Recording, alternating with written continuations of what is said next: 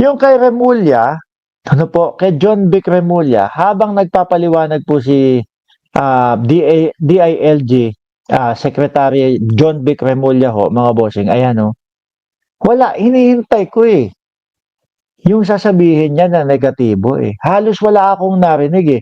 Basta ang sabi niya ay si Torre bibigyan o posibleng bigyan ng bagong posisyon galing po sa Pangulo, mga kababayan.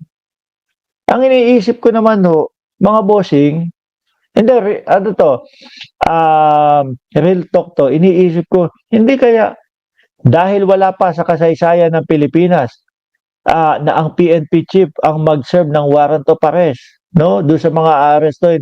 Hindi kaya ganun ang ginawa. O sige, oy, Torre, umalis ka muna sa pagka-PNP chief. Nako, eto, palapit na ang Setyembre. Kailangan ikaw ang mag-abot nung warrant of arrest kay Bato de la Rosa at kay Bungo. O, baka isa yan. Ano po?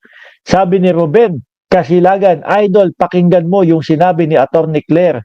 Yun po ba yung mabigat na trabaho? Yung susunod o yung ipagkakaloob kay General Torre? Yun po ba yun? Malamang ho yun. Ano po? Huwag mong takutin at paiyakin, Boss Mark, ang mga di ba? Tingnan nyo ho, mga kababayan. Nung arestuhan po nung Buloyski, sino po ang humarap? Sino po ang pumbronta? Sino po ang nagtiyaga? Sino po ang naghukay? Sino po ang naghagilap ng heartbeat? Si General Torre. Di ba? Yung pong isa-serve naman yung warrant of arrest ni dating Pangulong Duterte, papunta po doon sa The Hague. Sino po ang pumbronta na naman? Sino ang naghintay ng 10 hanggang 12 oras para iserve yung warrant of arrest at sang sabi ng mga DDS, kinidnap daw ang dating Pangulo. Oh, Torre pa din ho yun. Baka mamaya, Torre, no? Ikaw, bumaba ka muna, umalis ka muna sa pagka-PNP chief, iserve mo muna itong warrant of arrest ni Bato de la Rosa at ni Bongo. Kasi Setyembre, Oktobre o hindi ako may sabi niyan. Ang may mga sabi ho niyan, yun, si Ellen Tordesillas, yung writer ho. Di ba? Oktubre daw. Tapos si Bato din. Si Bato din ho, mga kababayan. Ano sinasabi?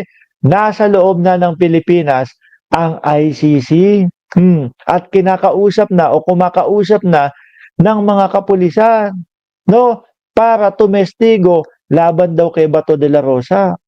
Isa yan At isa din po sa nakikita ko mga kababayan, posibleng si dating PNP chief, no?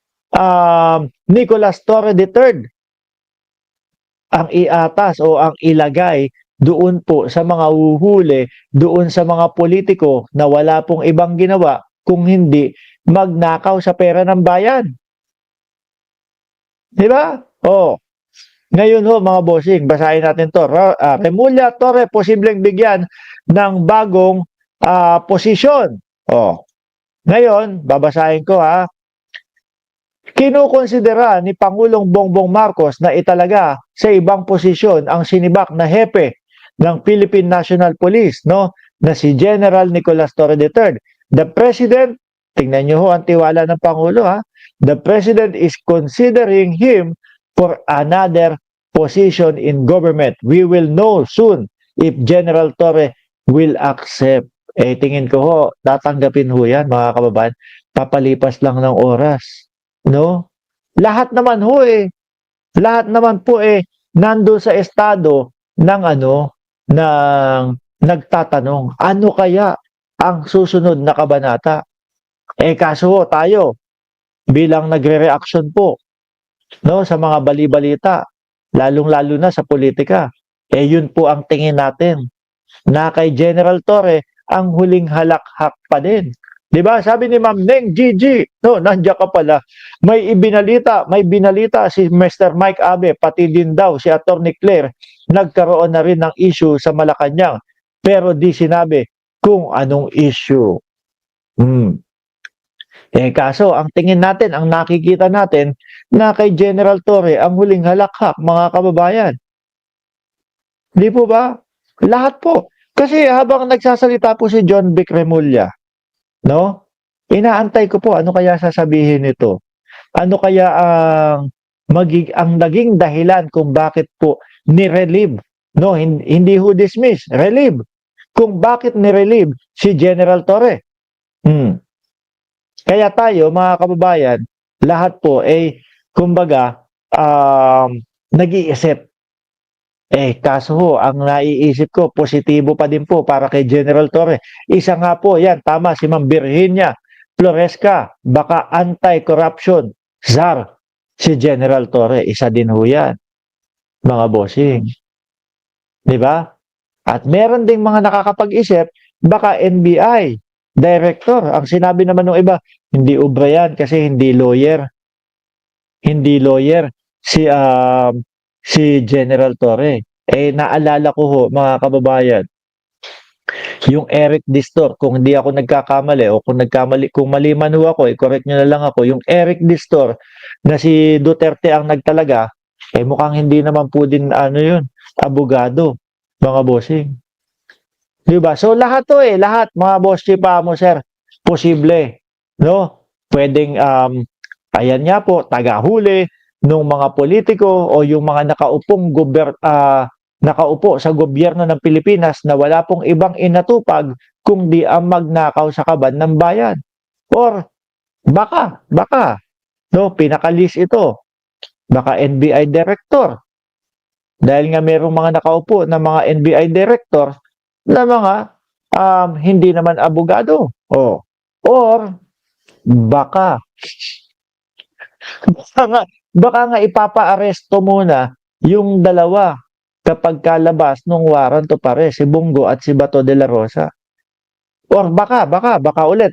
Syempre hanggang ganyan lang naman ho tayo, puro baka, di ba?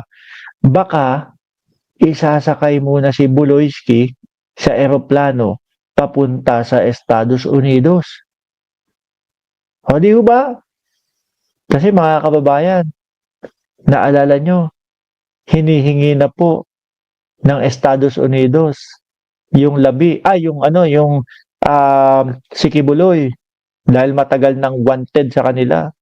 Yan, di ba? Ulitin ko, kaya lahat baka, mga bossing, kasi lahat naman tayo walang kasiguraduhan. Yung iba, negatibo ang iniisip nila, tayo po, positibo yung nakikita natin Di ba? Ngayon naman, mga boss, no? Iwanan ko na yan. Dakuin muna natin yung Jesus is Lord o Joel is Lord. Ito mga bossing, aalisin ko muna ito. No?